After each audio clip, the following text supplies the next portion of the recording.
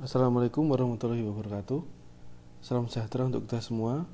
Saya akan mulai praktikum online patologi anatomi modul 4.2 sistema digestif sesuai dengan buku petunjuk praktikum yang rekan-rekan sudah miliki, bahwa nanti kita akan membahas penyakit-penyakit di sistema digestif ini, yaitu yang terdiri dari gastritis kronik, adenokarsinoma gaster, colitis ulcerativa, divertikulum, hiperplastik polip, adenoma kolon, adenokarsinoma kolorektal, hemoroid, appendicitis akut dan kronik, fatty liver disease, sirosis hepatis, dan kolesistitis kronik. Baik, kita akan mulai bahasan kita yang pertama, yaitu gastritis kronik. Ini adalah tampilan PowerPoint yang teman-teman sudah miliki, di mana ini adalah sediaan yang diambil dari pasien gastritis kronik, yaitu biopsi pada daerah antrum gasternya. Di sini kita lihat hanya tersusun atas jaringan ini adalah jaringan mukosa, di mana jaringan mukosa ini dilapisi epitel kolumner selapis tidak bergoblet. Lalu kemudian di bawahnya ini adalah lamina propria yang tersusun atas kripte-kripte kelenjar yang juga dilapisi oleh epitel kolumner bergoblet, ya. Dan kita lihat di stroma pada mukosa ini penuh dengan infiltrasi sel-sel radang jenis dominan limfosit pada panah merah ini, ya. Lalu ini adalah gambar slide asli dari pasien gastritis kronik yang dibiopsi, di mana keping jaringan hasil biopsi ini tersusun atas mukosa dan lamina propria, yaitu dari ujung sini hingga ujung sini, ya. Lalu juga lapisan berikutnya yaitu yang ikut terambil, yaitu lapisan muscularis mucosa, ya. Kita lihat pada lapisan mukosa, ya, dilapisi epitel kolumner selapis, dan pada lamina propria mukosa juga tersusun atas kelenjar-kelenjar yang dilapisi oleh epitel yang serupa. Lalu kalau kita perbesar pada pembesaran yang kuat 400 kali, kita lihat pada stroma jaringan ikat antar kelenjar ini dipenuhi oleh sebukan atau infiltrasi sel-sel radang jenis dominan limfosit, ya. Yang panah merah ini adalah limfosit yang menyebuk di antara stroma jaringan ikat pada mukosa, ya. Sehingga ini menunjukkan bahwa penderita ini diagnosisnya adalah gastritis kronik. Gastritis kronik seperti yang kita ketahui bahwa penyebab tersering yaitu adalah infeksi bakteri Helicobacter pylori, dan ada dibagi menjadi dua jenis, ya. Bisa berdasarkan ada tidaknya kelenjar yang atrofi, yaitu atrofikans dan non atrofikans, atau bisa berdasarkan ada tidaknya metaplasia intestinal, yaitu akan terbagi menjadi dengan metaplasia intestinal dan tanpa metaplasia intestinal. Dan penderita gastritis kronik ini memiliki risiko untuk terjadi adenokarsinoma jika tipe gastritis kroniknya adalah tipe yang atrofikan dan tipe metaplasia intestinal, ya. Jadi kalau metaplasia intestinal, mungkin kalau rekan-rekan lihat mukosa normal gaster itu kita lihat hampir tidak ada gobletnya, ya. Ini tidak ada goblet. Nah, kalau mengalami metaplasia intestinal, maka nanti mukosa gasternya ini mengandung banyak sekali goblet, sehingga kita sebut sebagai kelenjarnya ini mengalami perubahan menuju ke arah kelenjar yang dimiliki oleh intestinal, yaitu bergoblet.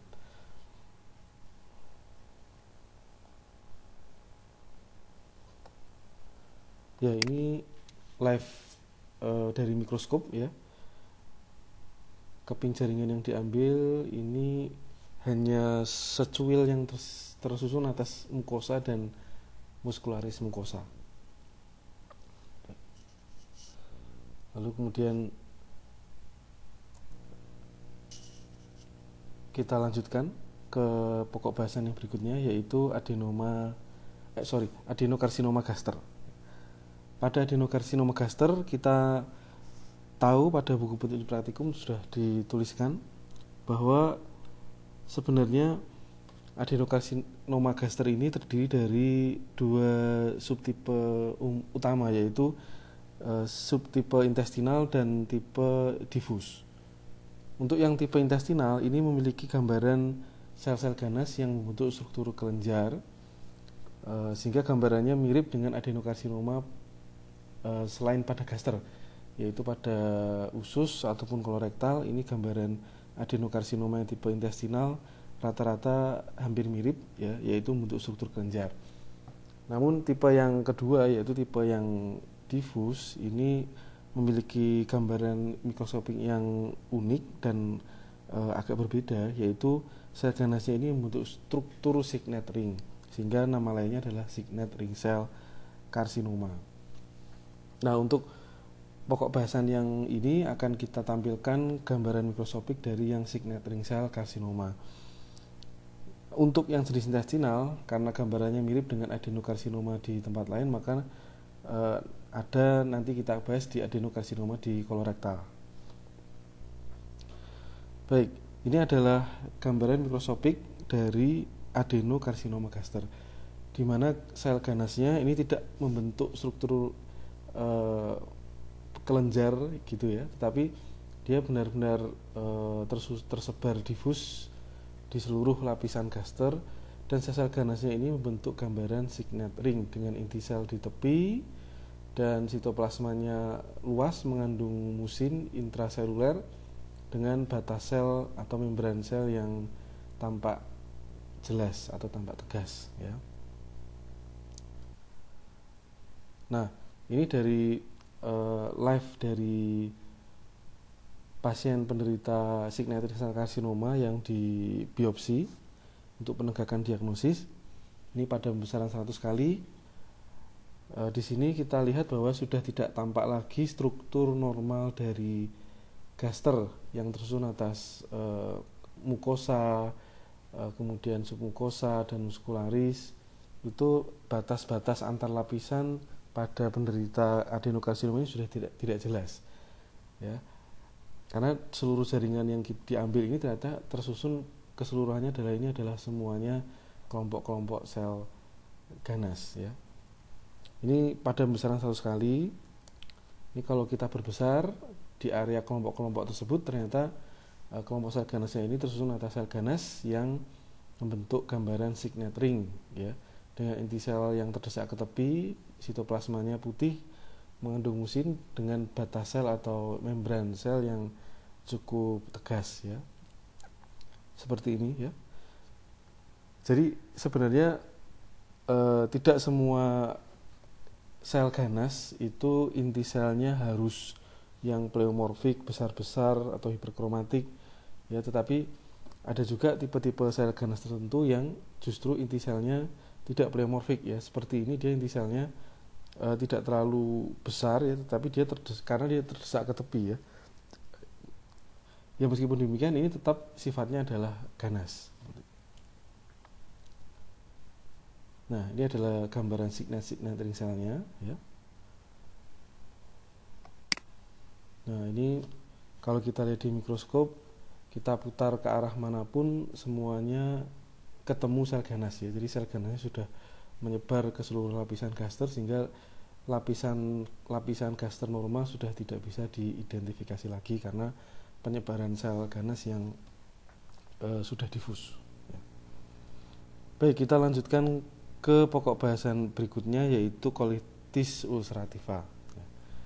Colitis ulcerativa merupakan salah satu bentuk dari inflammatory bowel disease ya, yang bagaimana kita tahu inflammatory bowel disease atau IBD ini terdiri dari dua penyakit, yaitu colitis ulcerativa dan Crohn disease ya.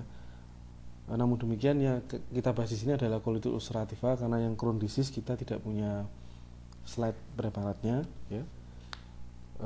Namun demikian Anda semua diharapkan bisa membedakan secara klinis dan patologis antara colitis ulcerativa dan Crohn disease ya.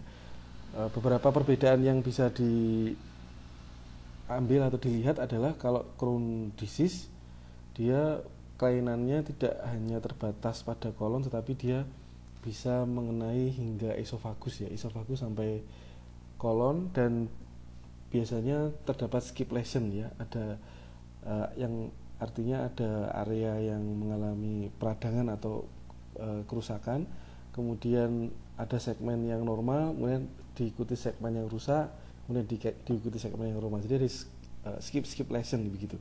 Tapi kalau colitis ulcerativa tidak ada skip lesion, jadi satu area terkena begitu, dan area yang terkena adalah terbatas pada kolon ya, tidak sampai meluas ke usus halus atau sampai ke gaster ya. Jadi beda dengan Crohn disease. Lalu pada colitis ulcerativa ada gambaran ulcerasi dan bentukan pseudopolip. Lalu kalau pada Crohn disease tidak terdapat ulcerasi dan tidak ada bentukan pseudopolip ya. Baik, kita lihat di gambaran mikroskopiknya.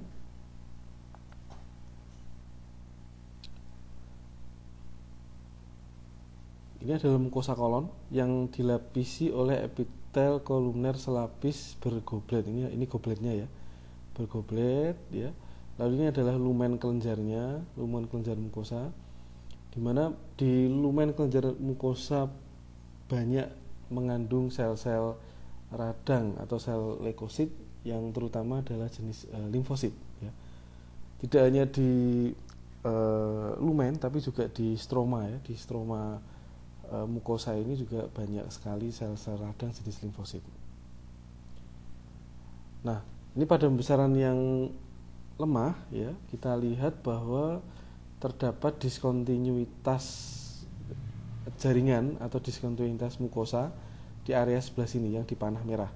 Harusnya yang di panah merah ini ada mukosanya, tapi kita lihat di sini ternyata mukosanya hilang karena dia mengalami erosi ya, erosi atau ulcerasi ya. Erosi dalam itu namanya ulkus atau ulcer ya, ulcerasi.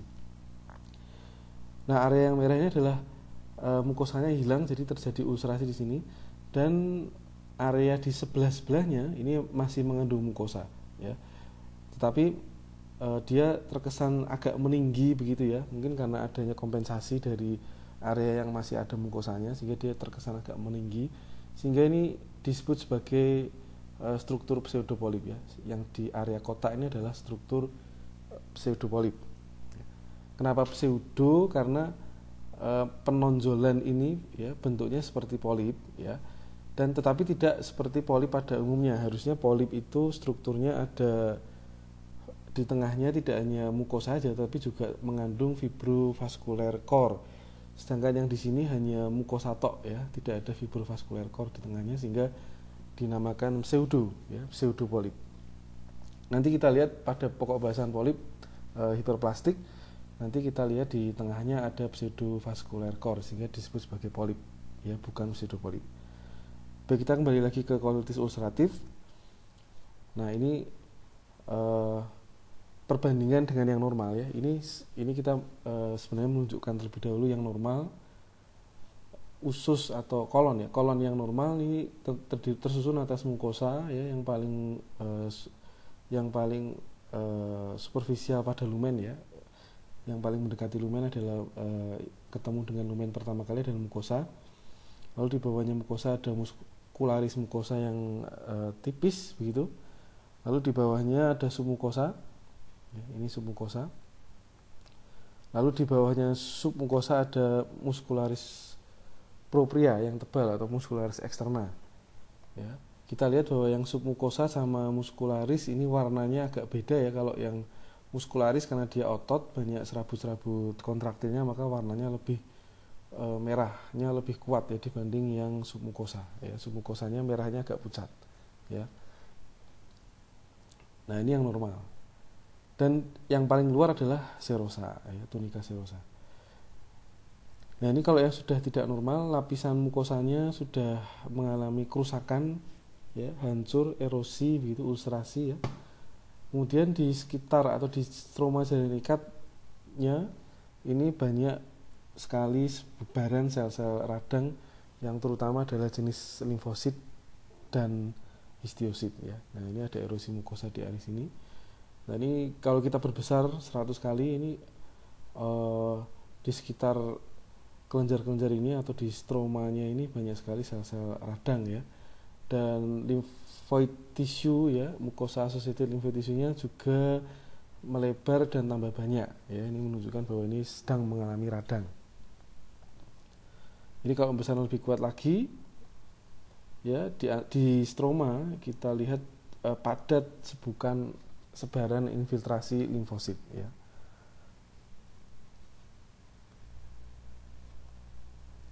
Oke, ini videonya ya. Ini pada pasien colitis ulceratif dilakukan kolorektomi begitu ya, sehingga kita bisa melihat struktur melingkar dari dinding ususnya ya, dimana ini adalah sisi yang masih normal ya.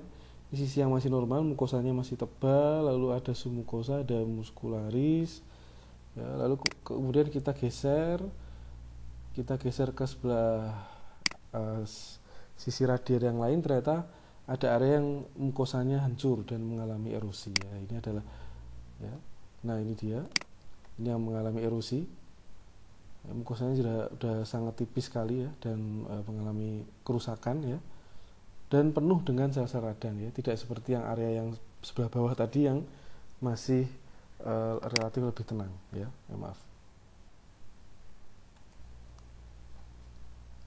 ya. Ini yang masih sisi yang masih normal ya.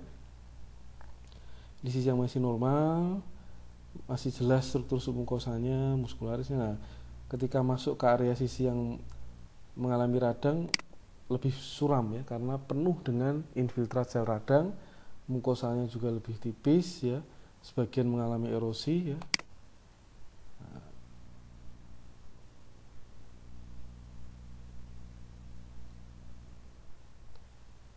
Nah, ini dia banyak sekali kelenjar-kelenjar yang mengalami pelepasan ya, rusak ya. Infiltrasi radangnya penuh ya. Ini area yang menonjol disebut sebagai pseudopolip yang tadi ya.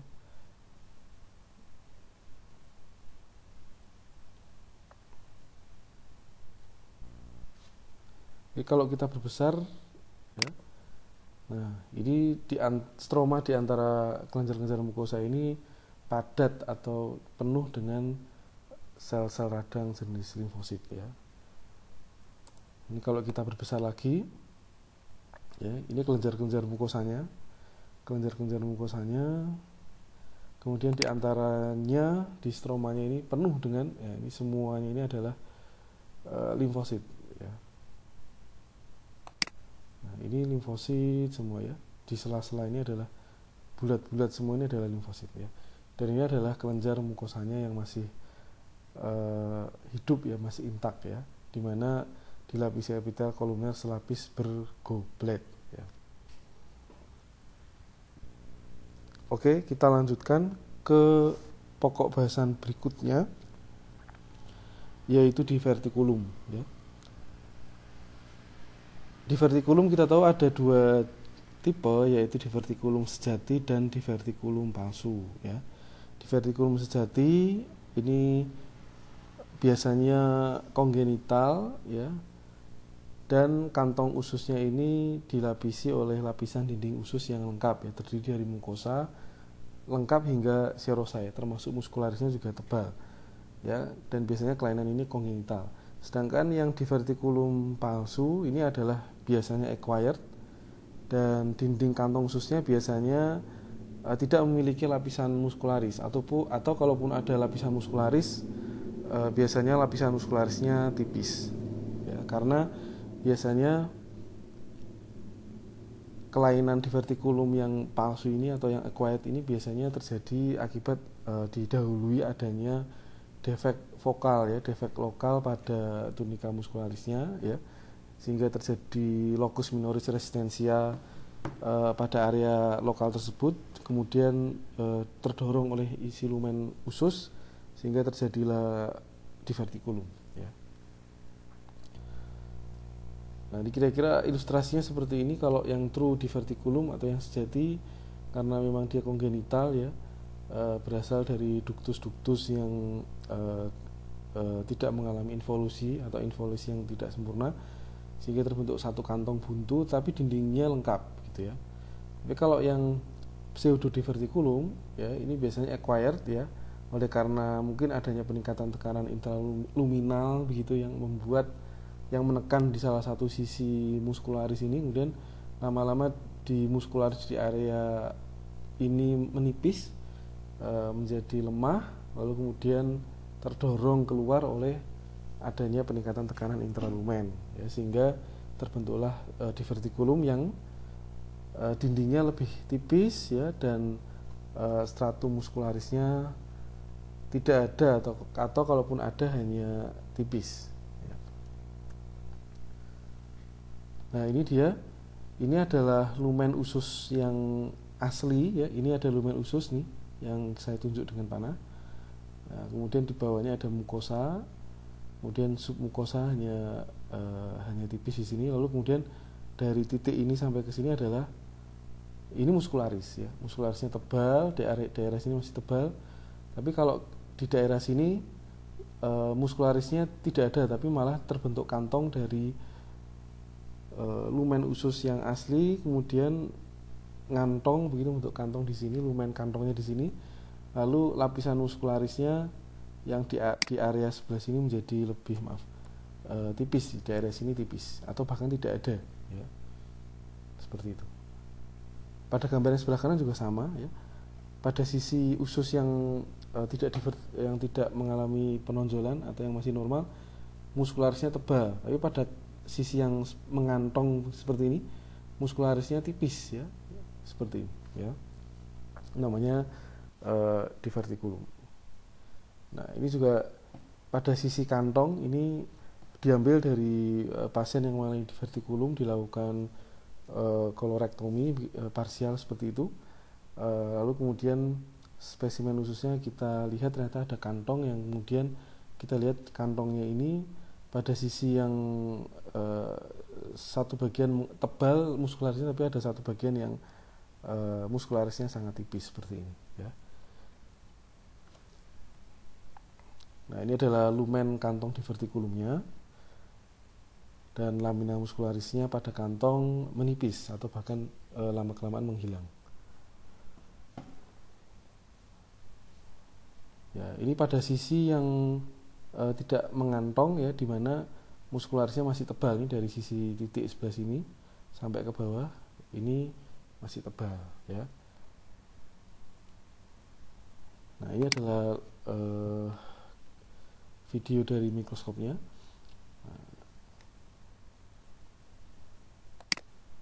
Nah ini sebenarnya lumen usus yang sebenarnya ya.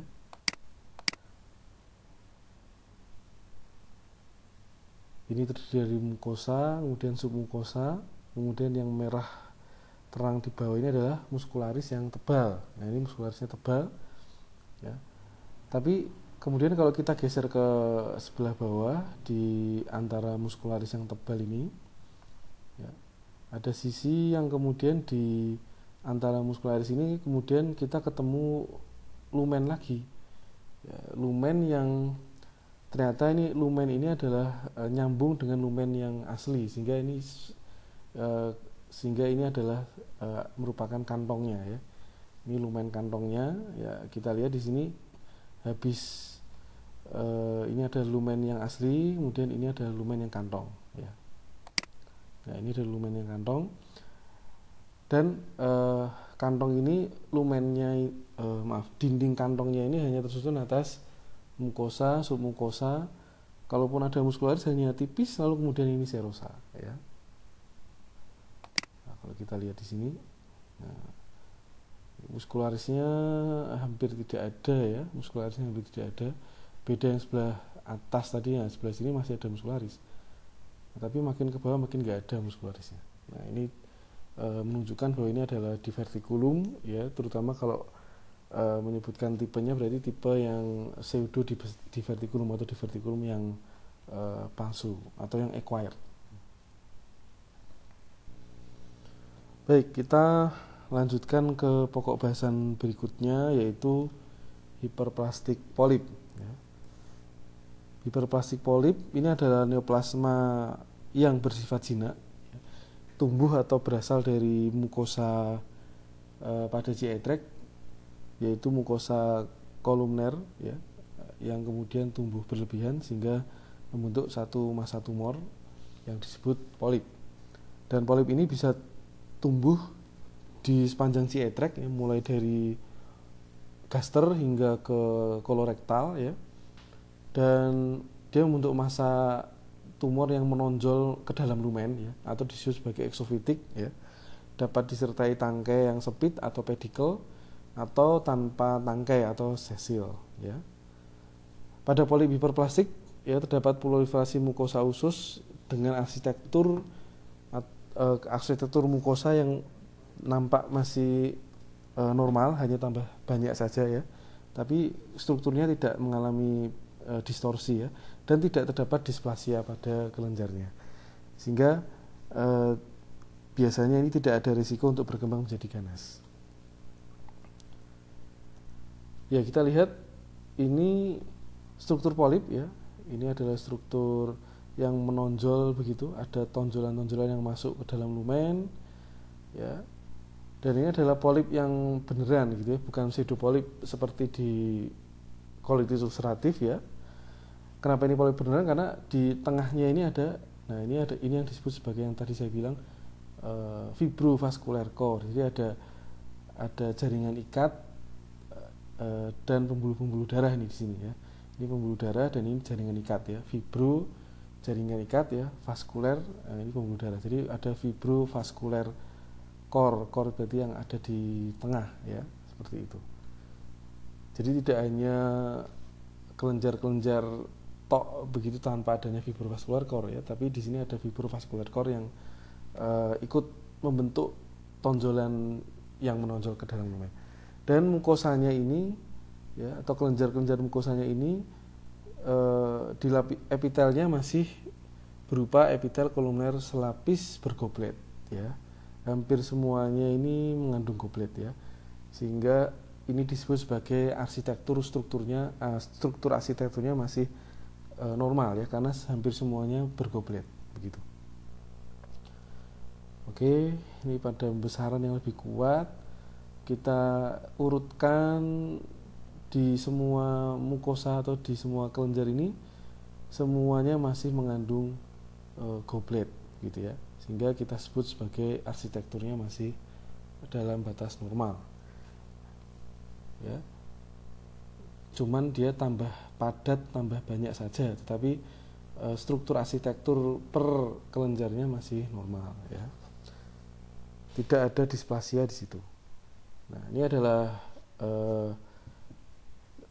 eksisi biopsi polip di daerah kolorektal ya. Nah, kita lihat ini adalah kelenjar-kelenjar mukosanya tambah padat, banyak, ukurannya juga gede-gede lumennya ya. Ukuran lumennya biasanya kalau yang normal homogen gitu ukurannya, sama semua satu dengan yang lainnya. Tapi ini ada yang kecil, ada yang besar banget, dan padat ya, saling dempet-dempetan seperti ini. Tapi kita lihat di sini di tengah-tengahnya ada fibrovaskular, ada jaringan ikat dan ada pembuluh darah ya. Ini pembuluh darah, ini jaringan ikat. Dan fibrovaskularnya itu bercabang-cabang. Ada yang nyabang ke sana, ada yang nyabang ke sini, ada yang nyabang ke situ begitu ya. Seperti ranting-ranting pohon seperti itu ya.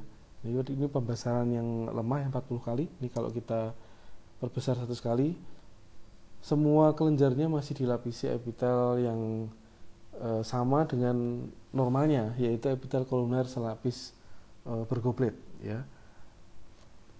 Sehingga arsitekturnya masih dalam batas normal ya. Arsitektur per kelenjarnya masih dalam batas normal, hanya dia tambah banyak aja dan ukurannya tambah gede-gede ya. Nah, ini adalah fibrovascular core yang melintang begitu ya.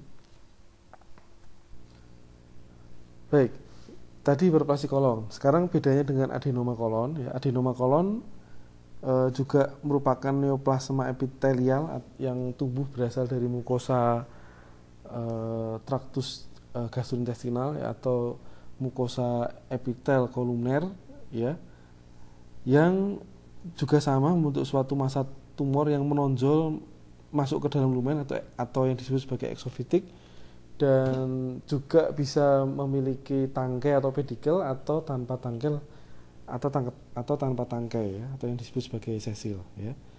Namun pada adenoma kolon bedanya dengan hiperplastik polip, pada adenoma kolon dia arsitektur kelenjarnya sudah tidak normal ya, dan ada displasia ya. Apa itu displasia pada kelenjar nanti kita lihat gambarannya. Nah, ini kita lihat ada gambaran yang berbeda antara kelenjar yang sisi sebelah kanan dan yang sebelah kiri ya. Sisi yang sebelah kanan masih dilapisi epitel kolumer yang bergoblet, tapi yang sisi sebelah kiri gobletnya tinggal sedikit sekali dan bahkan ada yang tidak bergoblet sama sekali ya. Dan kalau sisi yang sebelah kanan ini inti selnya masih rata-rata selapis ya, atau pseudo kompleks, dan berderet-deret di tepi ya, berderet di tepi. Nggak ada yang berani naik sampai ke atas ya. Tapi kalau yang di sebelah kiri ini inti selnya berlapis-lapis, bertumpuk-tumpuk, dan berani sampai ke atas di sini ya, sampai ke atas di sini. Ini inti selnya ada yang sampai ke atas mendekati lumen. Nah, ini yang disebut sebagai displasia. Ya, ini adalah displasia pada kelenjar ya. Adanya displasia maka membuat diagnosisnya menjadi adenoma ya. Tapi kalau tidak ada displasia maka diagnosisnya hiperplastik kolon ya.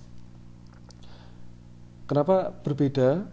Namanya juga dibedakan karena memang risiko prognosisnya juga berbeda. Pada adenoma kolon terdapat risiko yang tinggi akan berkembang menjadi ganas atau adenokarsinoma jika tidak diambil massa tumornya.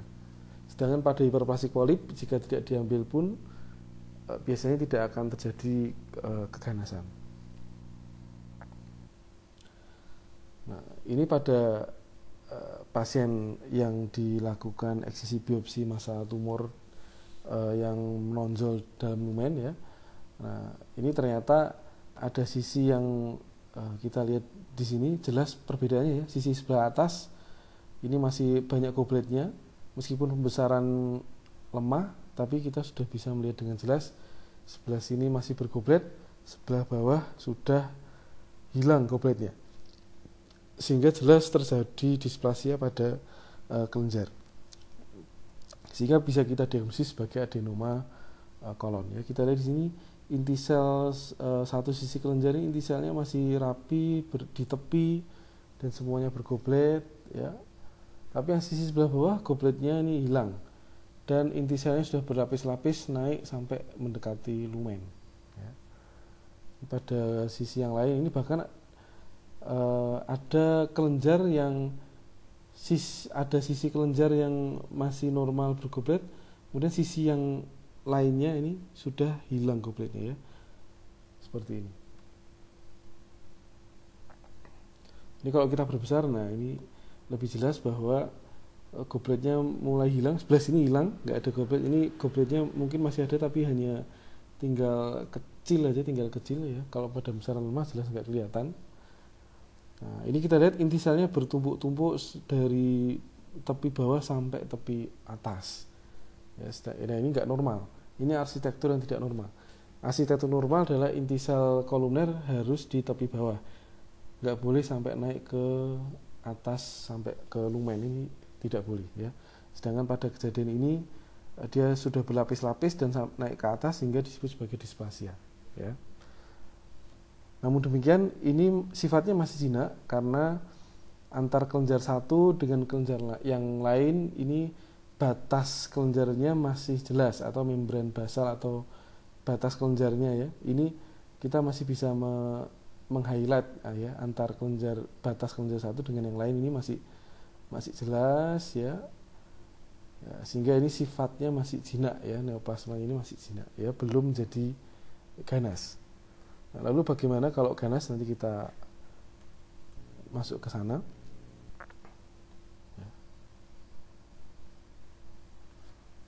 Oh, ini ternyata video, mohon maaf. Kita lihat sebentar videonya ya. Nah, ini kalau kita geser-geser, ini kita saksikan ada kelenjar yang sebagian masih normal, ya. Tapi ada sisi yang dia sudah berlapis-lapis, ya. Ada sisi yang gobletnya hilang, ada sisi yang gobletnya masih ada, ya.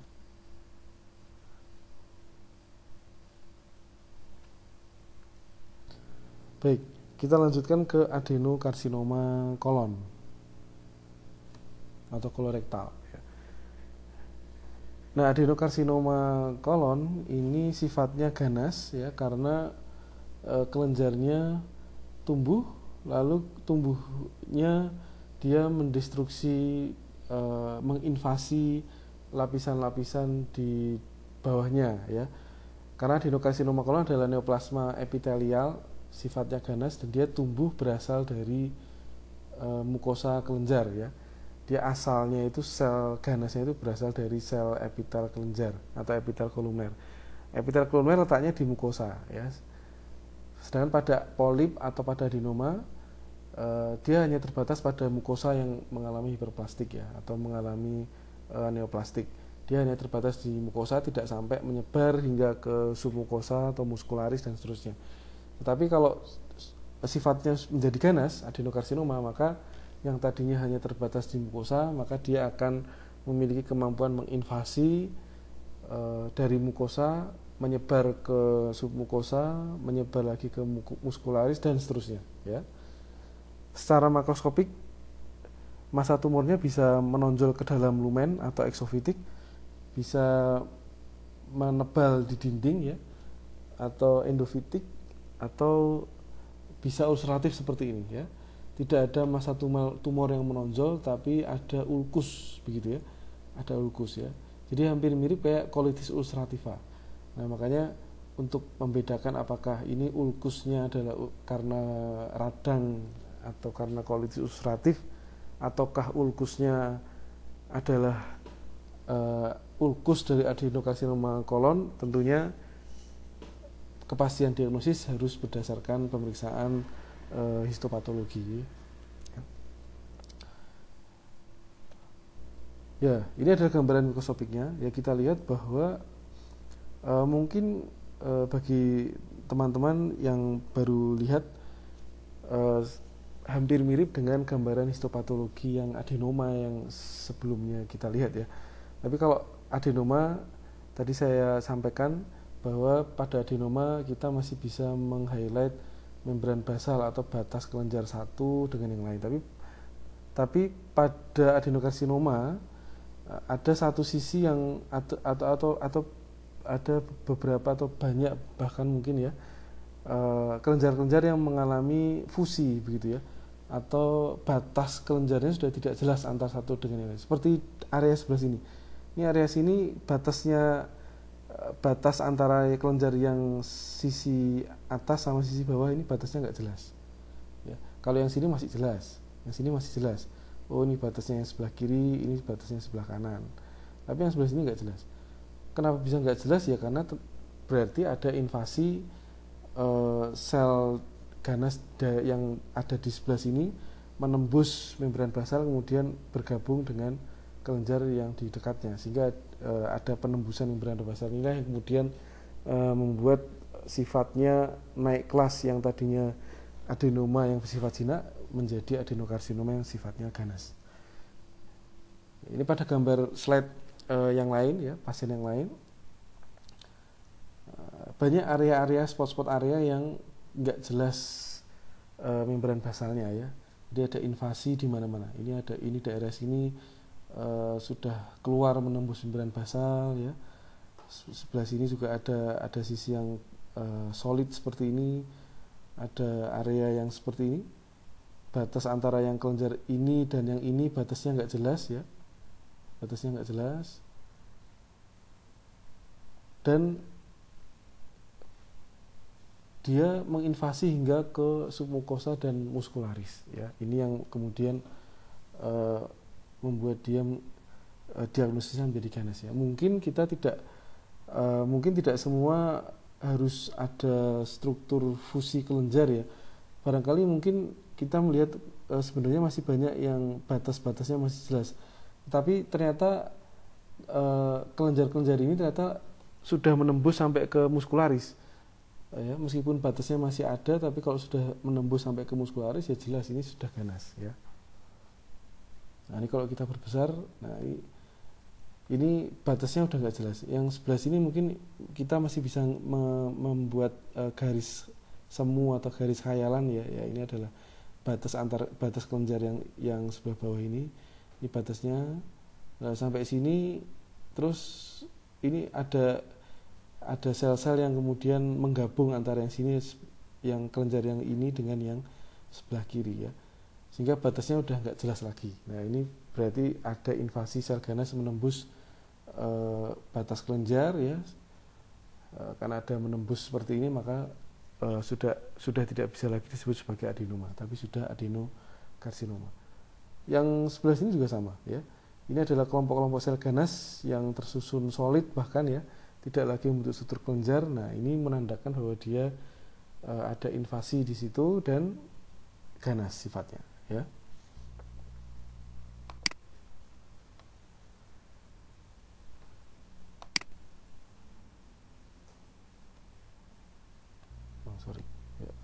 Nah, ini adalah video dari mikroskopnya, mikroskop yang kita video live ya. Nah, di sini kita lihat ini adalah otot ya. Kalau teman-teman perhatikan lebih seksama bahwa ini adalah sebenarnya ini otot. Kita lihat ini warnanya merah cerah ya. Beda dengan sekitarnya yang warnanya masih merah pucat begitu ya. Nah, ini merah cerah, ini merah pucat. Ini adalah otot di tunika muscularis propria atau muscularis externa dari dinding kolon ya. Nah, tapi harusnya di sini otot semua, tapi kenapa di antara otot ini kok ada kelenjar-kelenjar seperti ini? Dan kelenjarnya inti selnya juga sudah tidak seperti inti sel normal ya. Nah, ini ada kelenjar-kelenjar di antara otot ya, di antara otot. Harusnya kelenjar-kelenjar ini kan di mukosa, tapi kenapa dia ada di antara otot? Berarti ada invasi kelenjar yang ganas dari mukosa menginvasi sampai ke submukosa hingga sampai ke muskularis, sehingga ini jelas adalah sifatnya ganas. Meskipun teman-teman kalau di sini lihat, loh ini kan membran basalnya masih ada, masih jelas ya. Ya, ternyata untuk menentukan dia ganas tidak hanya dilihat dari membran basalnya aja, tapi secara keseluruhan apakah dia masih terbatas di mukosa atau dia sudah menembus sampai ke lamina propria atau submukosa atau muskularis dan seterusnya. Kalau sudah sampai menembus keluar dari mukosa, tentunya adalah dia sifatnya ganas ya. Maaf. Selain itu pasti kelenjar-kelenjar ini meskipun membran basalnya masih ada, pasti inti selnya juga sudah mengalami perubahan menuju ke arah ganas ya, dimana inti selnya sudah tidak hitam lagi, sudah berlapis-lapis, kromatinnya sudah kasar, nukleolusnya prominent. Nah ini otot ya, ini otot pada lapisan lamina muscularis externa atau muscularis propria. Di antara otot ada kelenjar-kelenjar yang bentuknya ganas ya. Ini kelenjarnya bukan kelenjar yang normal ya, bukan kelenjar dengan gambaran sel yang normal, karena gambaran sel atau nukleusnya sudah nggak normal ya, meskipun bentuknya masih berbentuk kelenjar ya, tapi nukleusnya sudah ganas ya. Mungkin pembesaran ini masih kurang bisa terlihat jelas inti selnya ya. Nah kalau yang ini jelas inti selnya ya, besar-besar inti selnya, padat, bertumpuk-tumpuk, pleomorfik ya, nukleoli prominent, ini nukleoli prominent ya, ada titik di tengah, banyak sekali yang kromatinnya kasar ya, kasar seperti pasir begitu. Ada yang masih hitam, ada yang sudah putih ya. Yang justru malah yang semakin putih ini semakin dia menuju ke arah ganas ya. Kalau yang hitam masih mirip dengan yang normal, tapi kalau sudah yang putih seperti ini dia ganas. Nah, ini seperti ini adalah inti sel ganas ya. Ini inti sel ganas. bentuknya macam-macam, serem ya, besar-besar ya, bertumpuk-tumpuk, nukleolnya prominent, kromatinya kasar ya. Teman-teman nanti bisa bandingkan dengan kelenjar normal pada mukosa ya. Tentunya akan sangat berbeda jauh ya, gambaran nukleusnya. Baik, kita lanjutkan ke hemoroid. Hemoroid adalah penyakit yang sebenarnya sudah pernah kita bahas pada modul 4.1 pada modul vaskuler, karena ini sebenarnya juga merupakan kelainan vaskuler ya, karena ada abnormalitas pada pembuluh darah vena yang lokasinya di plexus hemoroidalis, yang mana plexus hemoroidalis itu lokasinya di lapisan submukosa ya, pada perianal ya, anus ataupun rektum ya. Jadi sama patofisiologinya seperti varises, tetapi varises vena yang melebar adalah vena hemoroidalis.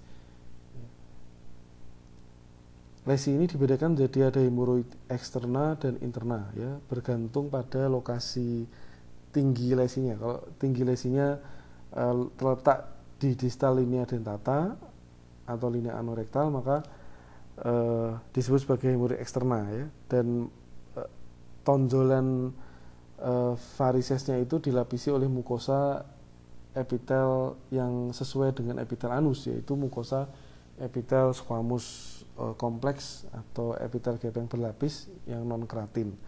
Sedangkan kalau hemoroid interna, ini lesinya berada di proksimal linea dentata, yang mana tonjolan varisesnya ini dilapisi oleh mukosa rektum, yaitu mukosa epitel kolumner selapis bergoblet. Lalu nanti di area submukosanya kita melihat adanya pelebaran-pelebaran pembuluh darah yang berisi eritrosit. Nah, ini kita lihat, ini yang sisi sebelah kiri ini adalah mukosa seperti kulit ya, yaitu ini jelas adalah epitel squamous kompleks ya. Squamous kompleks adalah mukosa miliknya anus, sehingga jelas ini berarti lokasinya di bawah atau di distal linea dentata, sehingga ini merupakan hemoroid eksterna. Kemudian ini yang dari titik sini sampai ke bawah ini adalah submukosa. Nah, ini submukosa, dan di submukosa inilah terdapat banyak vena, dan venanya di sini melebar ya, lebar banget, berisi eritrosit.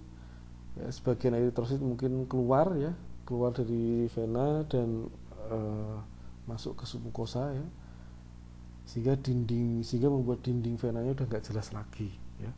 Sedangkan yang sebelah kanan, nah ini kelihatan bulat-bulat, ini jelas adalah mukosa epitel kolumner selapis bergoblet ya. Ini adalah miliknya rektum, sehingga bisa kita pastikan ini lokasinya pasti di atas linea dentata, sehingga ini adalah hemoroid interna. Sama di submukosanya, dari titik ini sampai ke bawah ini adalah submukosa. Submukosanya mengandung pelebaran-pelebaran vena yang berisi eritrosit ya. Sebagian eritrosit mungkin keluar ya, seperti ini keluar begitu ya. Namun demikian tidak jarang hemoroid ini tipenya campuran ya, ada yang campuran antara internal dan eksternal ya. Ini bahkan sering terjadi ya. Nah, ini contoh yang eksternal ya, ini hemoroid yang eksternal. Maaf. Nah, ini mukosa, ini submukosa ya. Di submukosa ini banyak sekali pelebaran pembuluh-pembuluh vena yang mengandung eritrosit ya. Ini tentunya adalah hemoroid yang eksternal. Lalu yang ini adalah hemoroid yang internal, karena ini adalah mukosa kolumner ya, atau bentuk struktur kelenjar berarti kolumner. Dan ini adalah submukosanya yang mengandung vena-vena yang melebar ya. Baik. Nah, ini adalah live mikroskopnya dari pasien yang ternyata dia campuran ya. Ini kita lihat sisi sebelah sini squamous ya. Ini adalah sisi yang squamous. Kemudian kalau kita geser lagi ya, di submukosanya banyak sekali pelebaran pembuluh darah. Nah, kalau kita geser sebelah sini, ini squamous, nah, kesini berubah jadi kolumner ya. Jadi ternyata ini adalah tipe campuran ya, nggak cuma squamous tapi juga ada kolumnernya, berarti ini adalah tipe yang campuran ya. Baik, kita lanjutkan ke pokok bahasan berikutnya, yaitu appendicitis akut ya. Ini pernah kita bahas dulu di modul 3.1 ya. Sebenarnya ini adalah radang akut pada kelenjar pada appendix ya, pada appendix. Kita tahu appendix, dinding appendix ini sama dengan dinding usus yang lain ya, yang tersusun atas mukosa, kemudian muscularis mucosa, submucosa, muscularis propria dan serosa ya. Nah, pada radang akut, pada appendicitis akut, yang terjadi adalah terjadi kerusakan pada dinding appendix ya, dimulai dari mukosa hingga ke bawah, dan kejadiannya cepat dan destruksinya biasanya hebat gitu ya, sehingga kita akan melihat banyak sekali sel radang serta banyak sekali area-area yang rusak, bahkan kita tidak bisa mengidentifikasi lagi lapisan-lapisannya karena udah rusak. Seperti ini masih ada kelenjar mukosa ya, tapi yang sisi sebelah sini hilang, kelenjar mukosanya nggak ada, sehingga dia mengalami erosi yang masif ya. Nah, ini rame ya, penuh dengan sel-sel radang yang terutama jenis neutrofil. Ini kalau kita berbesar ternyata ini semuanya adalah neutrofil. Neutrofil khasnya adalah bentuknya seperti ada yang bilang seperti Mickey Mouse, ada ini seperti Mickey Mouse gitu ya. Kepala dengan kedua telinganya, ada yang seperti kacamata seperti ini ya. Seperti kacamata atau headset seperti ini. Nah, bentuknya tidak bulat. Kalau bulat lingkaran penuh ini adalah limfosit, tapi kalau berlekuk-lekuk itu adalah neutrofil. Nah, ini pada pasien yang lain. Nah, ini kita lihat ini adalah mukosa yang sebenarnya ini banyak perdarahan di area mukosanya. Ini ada merah-merah, ini perdarahan. Sebelah sini hilang mukosanya, erosi. Dan ini kotor karena semua area ini diinfiltrasi oleh neutrofil ya. Kalau kita berbesar, satu lapangan pandang ini neutrofil semua isinya sama eritrosit. Nah, ini kalau kita berbesar ini banyak sekali neutrofilnya ya. Ini seperti Mickey Mouse, ini kacamata ya, ini kacamata, ini kayak orang pakai kacamata ya. Nah, banyak sekali gambaran-gambaran neutrofil di sini. Ini kacamata juga sama.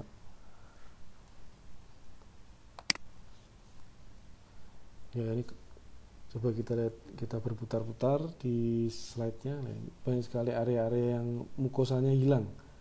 Mukosanya hilang, lapisan submukosanya nggak jelas, muskularisnya juga hancur, rusak, karena sel radangnya memenuhi dari mukosa hingga serosa.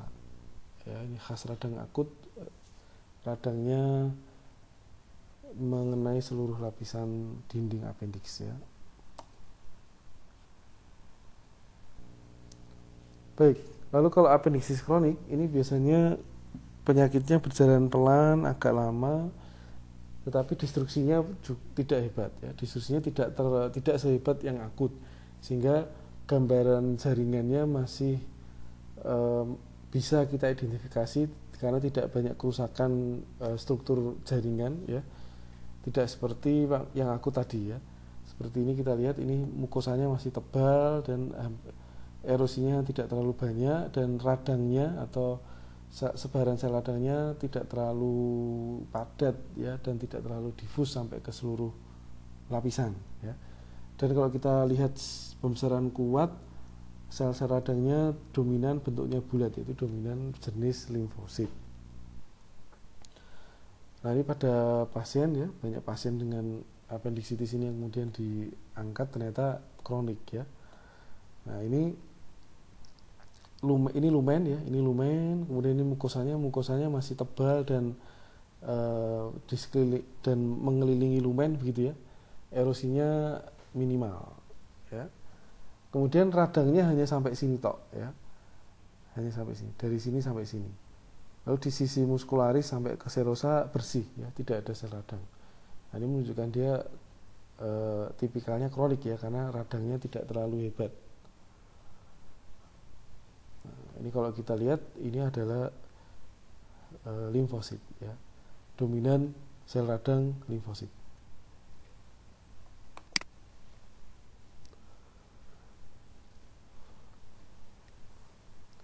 Ya, MALT-nya juga tambah banyak ya, mukosa associated lymphoid tissue-nya juga tambah banyak.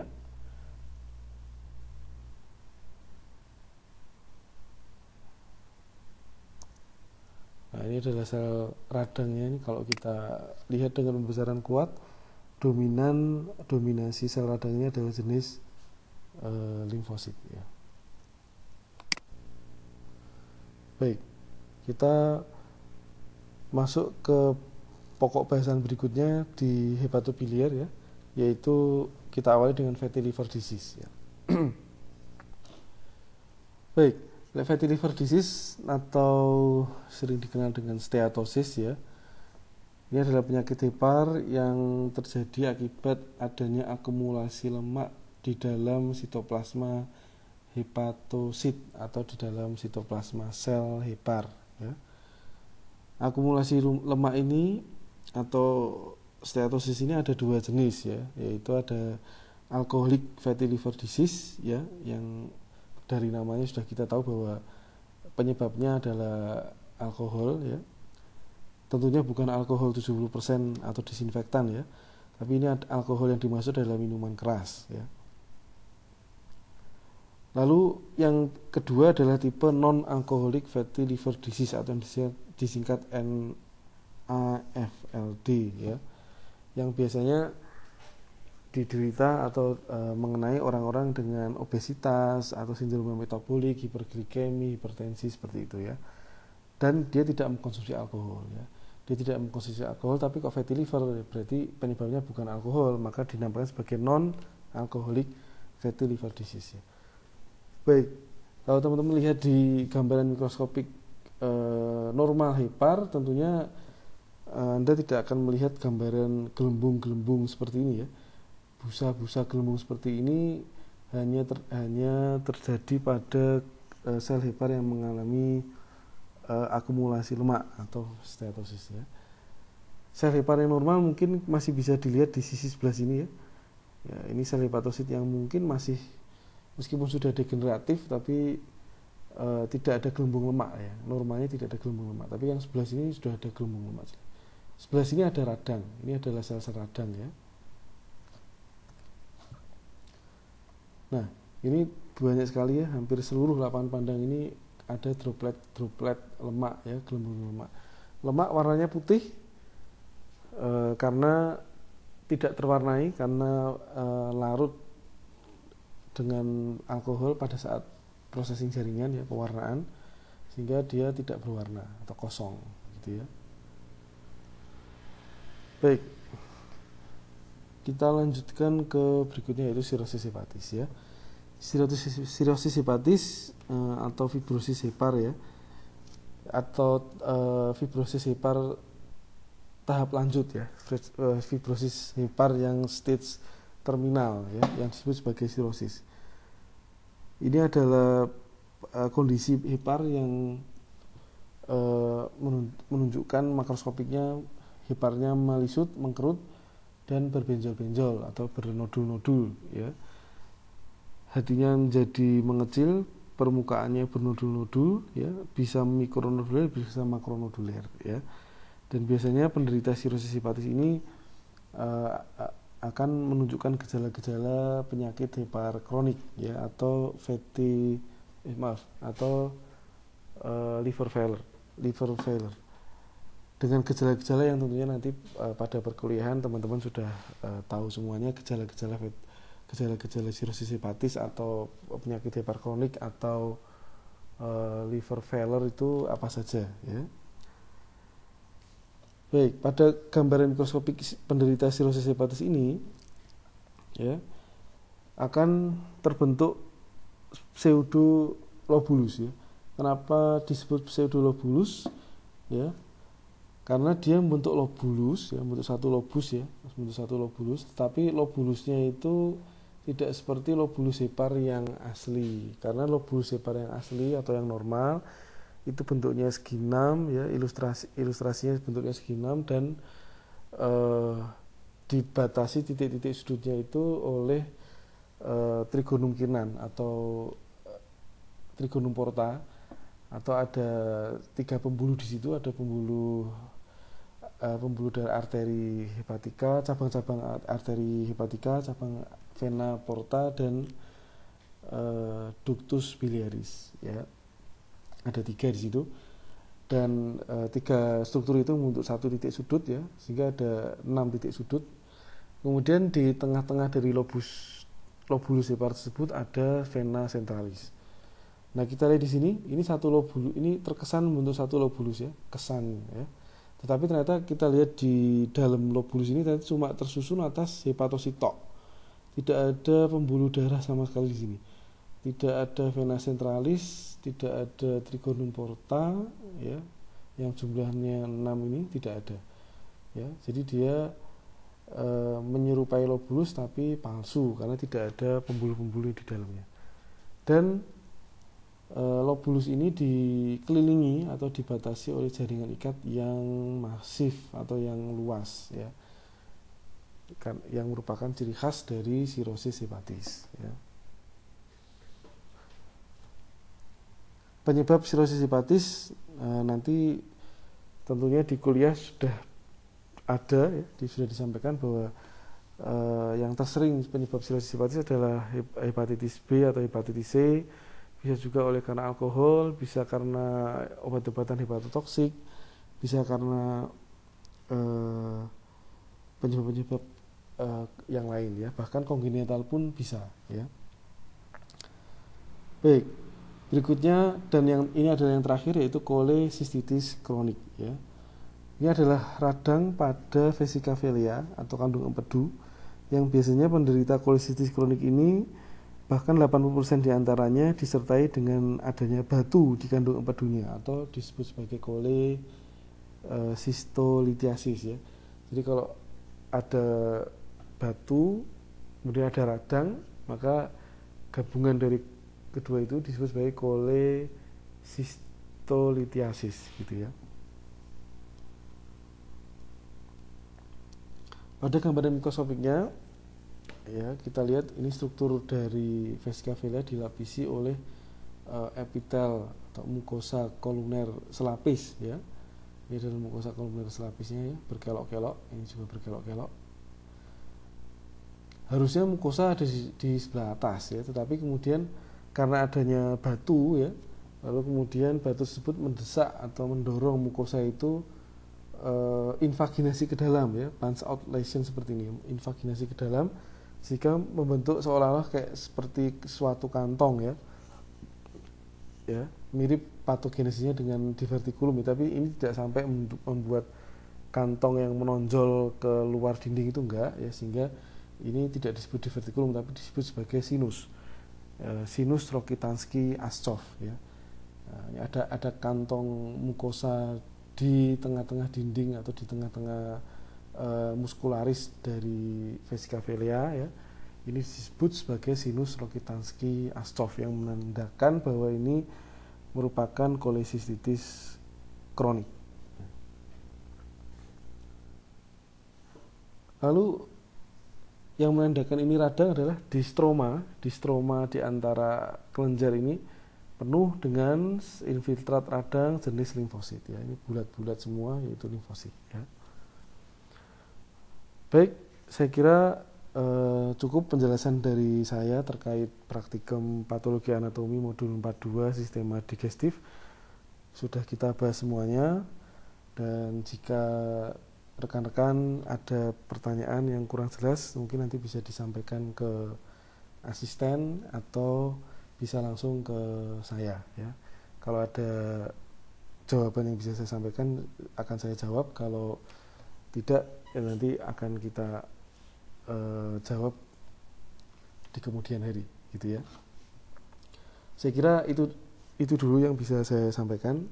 Terima kasih atas perhatiannya, dan mohon maaf jika mungkin suaranya terdistorsi dengan suara background yang saya juga tidak tahu caranya membersihkan atau menghilangkannya, ya. Mungkin nanti teman-teman kalau ada yang tahu mengedit audio dari rekaman ini bisa japri ke saya. Baik, terima kasih. Saya akhiri. Assalamualaikum warahmatullahi wabarakatuh.